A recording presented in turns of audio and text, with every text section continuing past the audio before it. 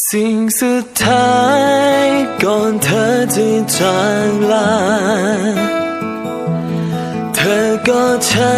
นพร้อมกับหยดน้ำตาฉันไม่อาจจะลบเลือนเรื่องราวที่แสนจะงดงามและฉันจะยังรักเธอดึงวันวานยังคิดถึงเวลาที่ผ่านมาอยากจะย้อนเวลาคืนกลับมาคิดถึงเธออยู่ทุกวันยังนอนฝันถึงเธอทุกคืนเพราะตอนอื่นไม่มีเธอข้างกาย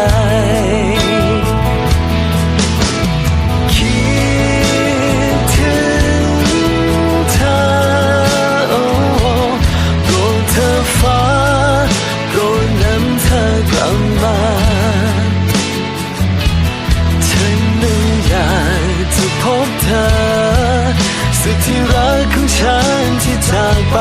และฉันจะยังเฝ้ารอเธอกลับมา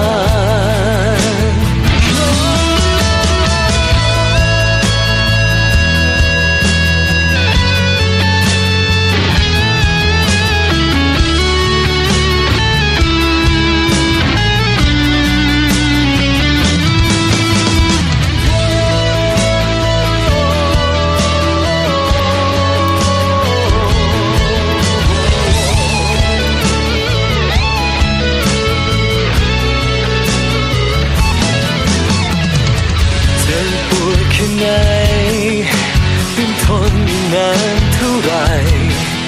กับความเหงาที่มันเดียวดายเมื่อไม่มีเธออยากให้รู้มานานและนานแค่ไหนที่ตรงนี้ยังมีคนที่เฝ้ารอ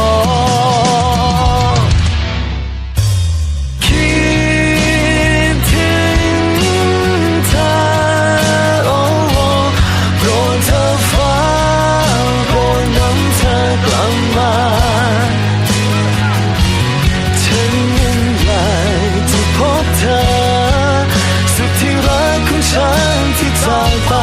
และฉันจะยังเฝ้ารอเธอกลับมาคิดถึ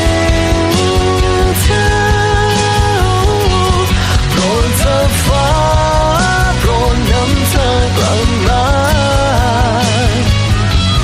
ฉันนั้นอยา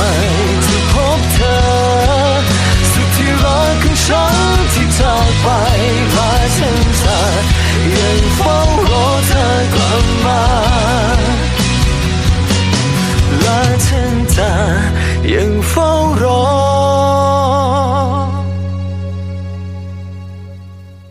แม้เธอไม่กลับมาแม้เธอไม่กลับมา